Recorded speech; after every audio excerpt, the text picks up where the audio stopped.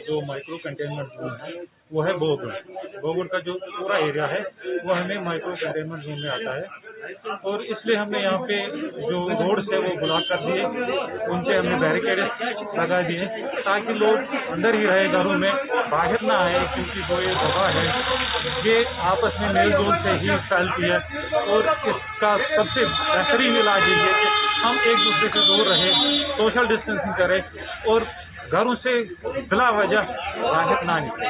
ये एरिया है थोड़ा ज्यादा इफेक्टेड है, इसलिए बेटर यही रहेगा कि लोगों को अंदर रहने की ही हम एडवाइस करेंगे, गुजारिश करेंगे कि अपने ही घरों में रहिए। अगर किसी चीज की कोई भी जरूरत हो तो हमसे खुद ही कांटेक्ट कर दीजिए, फोन पे कर दीजिए, हम कांटेक्ट नंबर भी दे देंगे, तो उनको अपने घरों तक ही वो चीज मुहैया कर दी जाएगी।